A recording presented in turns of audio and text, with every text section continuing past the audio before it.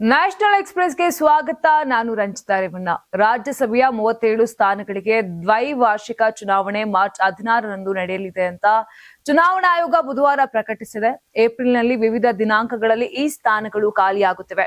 ಮಹಾರಾಷ್ಟ್ರ, ಒಡಿಶಾ, ತೆಲಂಗಾಣ, ತಮಿಳುನಾಡು, ಛತ್ತೀಸ್ಗಢ, ಪಶ್ಚಿಮ ಬಂಗಾಳ, ಅಸ್ಸಾಂ, ಹರಿಯಾಣ, ಹಿಮಾಚಲ ಪ್ರದೇಶ ಮತ್ತು ಬಿಹಾರ ಸೇರಿದಂತೆ 10 ರಾಜ್ಯಗಳಲ್ಲಿ ಚುನಾವಣೆ ನಡೆಯಲಿದೆ. 2026ರ ಫೆಬ್ರವರಿ 26ರಂದು ಅಧಿಸೂಚನೆಗಳನ್ನ ಹೊರಡಿಸಿರುವುದೊಂದಿಗೆ ಚುನಾವಣಾ ಪ್ರಕ್ರಿಯೆಯು ಪ್ರಾರಂಭವಾಗಲಿದೆ. ಮತದಾನದ ದಿನದಂದೇ ಮತ ಎಣಿಕೆ ನಡೆಯಲಿದೆ. 37 ಸದಸ್ಯರ ಅವಧಿ ಏಪ್ರಿಲ್ 2026ರಲ್ಲಿ ಮುಕ್ತಾಯಗೊಳ್ಳಲಿರುವುದರಿಂದ ಚುನಾವಣೆಗಳು ನಡೆಯುತ್ತಿವೆ. ಅಸ್ಸಾಂ ರಾಜ್ಯದ ಮಾಜಿ ಕಾಂಗ್ರೆಸ್ ಮುಖ್ಯಸ್ಥ ಭೂಪೇನ್ ಬೋರಾ ಫೆಬ್ರವರಿ 22ರಂದು ಬಿಜೆಪಿಗೆ ಸೇರ್ಪಡೆಗೊಳ್ಳಲಿದ್ದಾರೆ ಅಂತ ಸಿಎಂ ಹಿಮಂತ ಬಿಸ್ವಾ ಶರ್ಮಾ ಹೇಳಿದ್ದಾರೆ. ಈ ಬಗ್ಗೆ ಸುದ್ದಿಗಾರರೊಂದಿಗೆ ಮಾತನಾಡಿದ ಹಿಮಂತ ಬಿಸ್ವಾ ಶರ್ಮಾ, ಭೂಪೇನ್ ಬೋರಾ ಫೆಬ್ರವರಿ 22ರಂದು ಬಿಜೆಪಿಗೆ ಸೇರ್ಪಡೆಗೊಳ್ಳಲಿದ್ದಾರೆ. ಅವರೊಂದಿಗೆ ಗುವಾಹಟಿ ಮತ್ತು ಉತ್ತರ ಲಿಖಿಂಪುರದಲ್ಲಿ ಹಲವು ಕಾಂಗ್ರೆಸ್ ನಾಯಕರು ಕೂಡ ಬಿಜೆಪಿಗೆ ಸೇರ್ಪಡೆಗೊಳ್ಳಲಿದ್ದಾರೆ ಎಂದಿದ್ದಾರೆ. ನಮ್ಮ ರಾಷ್ಟ್ರೀಯ ಅಧ್ಯಕ್ಷ ನಿತಿನ್ ಅಭಿನ್ ಅವರು ಈಗಾಗಲೇ ಭೂಪೇನ್ ಅವರ ಸೇರ್ಪಡೆಯನ್ನ ಅನುಮೋದಿಸಿದ್ದಾರೆ. ನಮ್ಮ ಪಕ್ಷದಲ್ಲಿ ಭೂಪೇನ್ ಅವರಿಗೆ ಎಲ್ಲಾ ಗೌರವ ಮತ್ತು ಘನತೆಯನ್ನ ನೀಡಲಾಗುವುದು. ಭೂಪೇನ್ ಬೋರಾ ಕಾಂಗ್ರೆಸ್ನಲ್ಲಿ ದೀರ್ಘಕಾಲದಿಂದ ಕಷ್ಟಪಟ್ಟಿದ್ದಾರೆ. ಈಗ ಅವರು ಬಯಸಿದ್ದನ್ನ ಮಾಡಲು ಬಿಜೆಪಿಯಲ್ಲಿ ಅವರಿಗೆ ವೇದಿಕೆ ಸಿಗಲಿದೆ ಎಂದಿದ್ದಾರೆ. ಬಾಂಗ್ಲಾದೇಶದ ಪ್ರಧಾನಿ ತಾರಿಕ್ ರೆಹಮಾನ್ ಅವರಿಗೆ ಕುಟುಂಬ ಸಮೇತ ಭಾರತಕ್ಕೆ ಭೇಟಿ ನೀಡುವಂತೆ ಪ್ರಧಾನಿ ನರೇಂದ್ರ ಮೋದಿ ಆಹ್ವಾನ ನೀಡಿದ್ದಾರೆ. ರೆಹಮಾನ್ ಅವರಿಗೆ ಬರೆದ ಪತ್ರದಲ್ಲಿ ಪ್ರಧಾನಿ ಮೋದಿ ಅವರು ಎರಡೂ ರಾಷ್ಟ್ರಗಳ ನಡುವಿನ ಬಹುಮುಖಿ ದ್ವಿಪಕ್ಷೀಯ ಸಂಬಂಧವನ್ನ ಮತ್ತಷ್ಟು ಬಲಪಡಿಸಲು ಬಿಎನ್ಪಿ ನಾಯಕರೊಂದಿಗೆ ನಿಕಟವಾಗಿ ಕೆಲಸ ಮಾಡುವ ಬಯಕೆಯನ್ನು ವ್ಯಕ್ತಪಡಿಸಿದ್ದಾರೆ. ಎರಡು ಆಪ್ತ ನೆರೆಹೊರೆಯವರಾದ ಭಾರತ ಮತ್ತು ಬಾಂಗ್ಲಾದೇಶ ನಡುವಿನ ಸಾಂಸ್ಕೃತಿಕ ಸಂಬಂಧಗಳು ಶಾಂತಿ ಮತ್ತು ಸಮೃದ್ಧಿಯ ಜನರ ಆಕಾಂಕ್ಷೆಗಳ ಮೇಲೆ ಸ್ಥಾಪಿತವಾದ ಸ್ನೇಹವನ್ನ ಹೊಂದಿವೆ ಎಂದು ಪ್ರಧಾನಿ ಮೋದಿ ತಿಳಿಸಿದ್ದಾರೆ. ಚುನಾವಣಾ ಗೆಲುವಿಗೆ ರೆಹಮಾನ್ ಅವರನ್ನ ಅಭಿನಂದಿಸಿದ ಪ್ರಧಾನಿ ಮೋದಿ, ಈ ಗೆಲುವು ಬಾಂಗ್ಲಾದೇಶದ ಜನರು ಅವರ ನಾಯಕತ್ವದ ಮೇಲೆ ಇಟ್ಟಿರುವ ನಂಬಿಕೆ ಮತ್ತು ವಿಶ್ವಾಸದ ಪ್ರತಿಬಿಂಬವಾಗಿದೆ ಎಂದು ಬಣ್ಣಿಸಿದರು. ದೇಶವನ್ನು ಶಾಂತಿ, ಸ್ಥಿರತೆ ಮತ್ತು ಸಮೃದ್ಧಿಯತ್ತ ಕೊಂಡೊಯ್ಯುವ ರೆಹಮಾನ್ ಅವರ ದೃಷ್ಟಿಕೋನಕ್ಕೆ ಸಾರ್ವಜನಿಕ ಬೆಂಬಲವನ್ನು ಈ ಜನಾದೇಶ ಪ್ರತಿನಿಧಿಸುತ್ತದೆ ಎಂದಿದ್ದಾರೆ. ಪ್ರಧಾನಿ ನರೇಂದ್ರ ಮೋದಿ ಫೆಬ್ರವರಿ 25ರಿಂದ 26ರವರೆಗೆ 2 ದಿನಗಳ ಭೇಟಿಗಾಗಿ ಇಸ್ರೇಲ್ಗೆ ಪ್ರಯಾಣಿಸಲಿದ್ದಾರೆ. ಹೀಗಂತ ಇಸ್ರೇಲ್ ಪ್ರಧಾನಿ ಬೆಂಜಮಿನ್ ನೇತನ್ಯಾಹು ಘೋಷಿಸಿದ್ದಾರೆ. ಅಮೆರಿಕನ್ ಯಹೂದಿ ಸಂಘಟನೆಗಳ ಅಧ್ಯಕ್ಷರ ಸಮ್ಮೇಳನವನ್ನ ಉದ್ದೇಶಿಸಿ ಮಾತನಾಡಿದ ನೇತನ್ಯಾಹು ಈ ಘೋಷಣೆ ಮಾಡಿದ್ದಾರೆ. ಮುಂದಿನ ವಾರ ಇಲ್ಲಿಗೆ ಯಾರು ಬರುತ್ತಿದ್ದಾರೆ ಗೊತ್ತಾ? ಭಾರತದಿಂದ ನರೇಂದ್ರ ಮೋದಿ ಆಗಮಿಸುತ್ತಿದ್ದಾರೆ ಅಂತ ನೇತನ್ಯಾಹು ಸಭೆಗೆ ತಿಳಿಸಿದ್ದಾರೆ. ಇಸ್ರೇಲ್ ಮತ್ತು ಭಾರತದ ನಡುವಿನ ಅಗಾಧ ಮೈತ್ರಿ ಇದೆ. ನಾವು ಎಲ್ಲಾ ರೀತಿಯ ಸಹಕಾರದ ಬಗ್ಗೆ ಚರ್ಚಿಸಲಿದ್ದೇವೆ. ಭಾರತವು ಒಂದು ಸಣ್ಣ ದೇಶವಲ್ಲ ಎಂದು ನಿಮ್ಮೆಲ್ಲರಿಗೂ ತಿಳಿದಿದೆ. ಭಾರತ 1.4 ಬಿಲಿಯನ್ ಜನರನ್ನ ಹೊಂದಿದೆ. ಭಾರತವು ಅತ್ಯಂತ ಶಕ್ತಿಶಾಲಿ, ಅತ್ಯಂತ ಜನಪ್ರಿಯ ದೇಶವಾಗಿದೆ ಎಂದು ಅವರು ಒತ್ತಿ ಹೇಳಿದ್ದು ವಿಶೇಷ. ರಾಷ್ಟ್ರ ರಾಜಧಾನಿಯಲ್ಲಿ ನಡೆಯುತ್ತಿರುವ ಇಂಡಿಯಾ ಎಐ ಇಂಪ್ಯಾಕ್ಟ್ ಶೃಂಗಸಭೆ ವಿದೇಶಿ ದಾಳಿಕೋರರ ಟಾರ್ಗೆಟ್ ಆಗಿದೆ.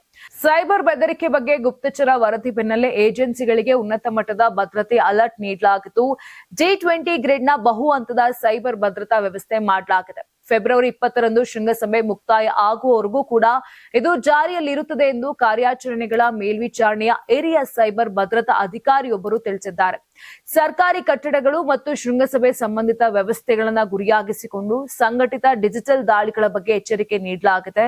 ಶೃಂಗಸಭೆಯಲ್ಲಿ ಭಾಗವಹಿಸುವ ಜಾಗತಿಕ ಮಟ್ಟದ ನಾಯಕರ ಹೇಳಿಕೆಗಳನ್ನ ತಪ್ಪಾಗಿ ನಿರೂಪಿಸಲು ತಂತ್ರಜ್ಞಾನ ಮತ್ತು ಸೋಷಿಯಲ್ ಮೀಡಿಯಾ ವೇದಿಕೆಗಳನ್ನು ದುರ್ಬಳಕೆ ಮಾಡಿಕೊಂಡು ಬೆದರಿಕೆಯನ್ನು ಉಂಟು ಮಾಡುವ ಆತಂಕವಿದೆ. ಇಂತಹ ತಪ್ಪು ಮಾಹಿತಿಯು ರಾಜತಾಂತ್ರಿಕ ಸಂಪರ್ಕಗಳು ಮತ್ತು ಸಾರ್ವಜನಿಕ ಭಾಷಣಗಳಿಗೆ ಅಡ್ಡಿಪಡಿಸಬಹುದು ಎಂದು ಕಳವಳ ವ್ಯಕ್ತಪಡಿಸಿದ್ದಾರೆ. ಹಿಂದೂ ಧರ್ಮದ ಬಗ್ಗೆ ತಮ್ಮ ನಿಲುವನ್ನು ಪುನರುಚ್ಚರಿಸಿದ ಆರ್ಎಸ್ಎಸ್ ಮುಖ್ಯಸ್ಥ ಮೋಹನ್ ಭಾಗವತ್ ಗರ್ ವಾಪಸಿ ಪ್ರಯತ್ನಗಳನ್ನ ಮತ್ತಷ್ಟು ಬಲಪಡಿಸುವಂತೆ ಕರೆಯನ್ನ ಕೊಟ್ಟಿದ್ದಾರೆ.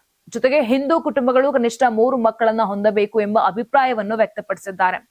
ಲಕ್ನೋದ ನಿರಾಲ ನಗರದ ಸರಸ್ವತಿ ಶಿಶು ಮಂದಿರದಲ್ಲಿ ನಡೆದ ಸಾಮಾಜಿಕ ಸಾಮರಸ್ಯ ಸಭೆಯನ್ನ ಉದ್ದೇಶಿಸಿ ಮಾತನಾಡಿದ ಮೋಹನ್ ಭಾಗವತ್, ಹಿಂದೂ ಧರ್ಮಕ್ಕೆ ಮರಳುವವರನ್ನು ಸಮಾಜವು ಬೆಂಬಲಿಸಿ ಕಾಳಜಿ ವಹಿಸಬೇಕು ಎಂದು ಹೇಳಿದರು. ಹಿಂದೂ ಸಮಾಜ ಹೆಚ್ಚು ಎಚ್ಚರಿಕೆಯಿಂದ ಮತ್ತು ಜಾಗರೂಕತೆಯಿಂದ ಇರಬೇಕು. ಹಿಂದೂ ಸಮುದಾಯಕ್ಕೆ ತಕ್ಷಣದ ಯಾವುದೇ ಅಪಾಯ ಇಲ್ಲದಿದ್ದರೂ ಹೆಚ್ಚು ಸಂಘಟಿತವಾಗಿದ್ದು ಶಕ್ತಿಶಾಲಿಯಾಗಬೇಕು ಮತ್ತು ಸದಾ ಎಚ್ಚರಿಕೆಯಿಂದ ಇರಬೇಕು ಎಂದರು. ಹಿಂದೂ ಜನಸಂಖ್ಯೆ ಕುಸಿಯುತ್ತಿರುವ ಬಗ್ಗೆ ಆತಂಕ ವ್ಯಕ್ತಪಡಿಸಿದ ಮೋಹನ್ ಭಾಗವತ್ ಬಲವಂತದ ಮೂಲಕ ಧರ್ಮಾಂತರವಾಗುತ್ತಿರುವ ಘಟನೆಗಳನ್ನ ಉಲ್ಲೇಖಿಸಿದ್ರು. ಪ್ರಜಾಪ್ರಭುತ್ವ ವ್ಯವಸ್ಥೆಯಲ್ಲಿ ಜನಪ್ರತಿನಿಧಿಗಳ ಸ್ಥಾನಮಾನ ಮತ್ತು ಅಧಿಕಾರಿಗಳ ಕಾರ್ಯವೈಖರಿಯ ನಡುವಿನ ಸಮರ ಹೊಸದೇನಲ್ಲ. ಆದ್ರೆ ಇತ್ತೀಚಿನ ದಿನಗಳಲ್ಲಿ ರಾಜಕೀಯ ವಲಯದಲ್ಲಿ ಕೇಳಿ ಬರುತ್ತಿರುವ ಒಂದು ಮಾತು ಸಾರ್ವಜನಿಕ ಚರ್ಚೆಗೆ ಗ್ರಾಸವಾಗಿದೆ. ರಾಜಕೀಯದಲ್ಲಿ ಹೆಬ್ಬೆಟ್ಟು ಮುಖ್ಯಮಂತ್ರಿಯಾಗಬಹುದು, ಆದರೆ ಎಷ್ಟೇ ಓದಿ ಅಧಿಕಾರಿಗಳಾದರೂ ಅವರು ನಮ್ಮ ಕೆಳಗೆ ಕೆಲಸ ಮಾಡಬೇಕು ಅಂತ ತೆಲಂಗಾಣದ ಸಚಿವೆ ಕೊಂಡಾ ಸುರೇಖಾ ಹೇಳಿದ್ದಾರೆ. ಮುಲುಗಿನ ಅರಣ್ಯ ಕಾಲೇಜು ಮತ್ತು ಸಂಶೋಧನಾ ಸಂಸ್ಥೆಯಲ್ಲಿ ನಡೆದಂತಹ ಕಾರ್ಯಕ್ರಮದಲ್ಲಿ ಈ ಹೇಳಿಕೆಯನ್ನ ನೀಡಿದ್ದಾರೆ. ಐಎಎಸ್ ಅಥವಾ ಐಪಿಎಸ್ ಅಧಿಕಾರಿಗಳಾಗುವುದು ಅಷ್ಟು ಸುಲಭವಲ್ಲ. ಅದಕ್ಕಾಗಿ ಅತೀವವಾಗಿ ಶ್ರಮ ಪಡಬೇಕು, ಹಗಲು ರಾತ್ರಿ ಓದಬೇಕು.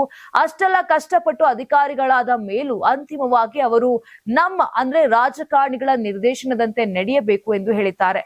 4 ವರ್ಷಗಳಿಂದ ತಲೆಮರೆಸಿಕೊಂಡಿದ್ದ ನಿಷೇಧಿತ ಪಾಪ್ಯುಲರ್ ಫ್ರಂಟ್ ಆಫ್ ಇಂಡಿಯಾ ನಾಯಕ ಮೊಯ್ದೀನ್ ಕುಟ್ಟಿಯನ್ನ ರಾಷ್ಟ್ರೀಯ ತನಿಖಾ ಸಂಸ್ಥೆ ಕೊಚ್ಚಿಯ ನೆಡಂಬಸ್ಸೇರಿ ಅಂತಾರಾಷ್ಟ್ರೀಯ ವಿಮಾನ ನಿಲ್ದಾಣದಲ್ಲಿ ಬಂಧಿಸಿದೆ. ಮಲಪ್ಪುರಂ ನಿವಾಸಿ ಮೊಯ್ದೀನ್ ಕುಟ್ಟಿ ಬಗ್ಗೆ ಮಾಹಿತಿ ನೀಡಿದವರಿಗೆ 7 ಲಕ್ಷ ರೂಪಾಯಿ ಬಹುಮಾನ ನೀಡೋದಾಗಿ ಕೇಂದ್ರ ಸಂಸ್ಥೆ ಎನ್ಐಎ ಈ ಹಿಂದೆ ಘೋಷಣೆಯನ್ನ ಮಾಡಿತ್ತು.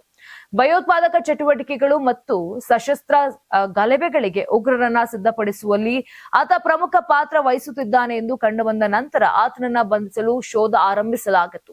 ವಿದೇಶದಿಂದ ರಹಸ್ಯವಾಗಿ ದೇಶಕ್ಕೆ ಮರಳಲು ಪ್ರಯತ್ನಿಸುತ್ತಿದ್ದಾಗ ಅಧಿಕಾರಿಗಳು ಮೊಯ್ದೀನ್ ಕುಟ್ಟಿಯನ್ನು ವಿಮಾನ ನಿಲ್ದಾಣದಲ್ಲಿ ತಡೆದು ಅವರ ಗುರುತಿನ ದಾಖಲೆಗಳನ್ನು ಪರಿಶೀಲಿಸಿದ ನಂತರ ಬಂಧಿಸಿದ್ದಾರೆ.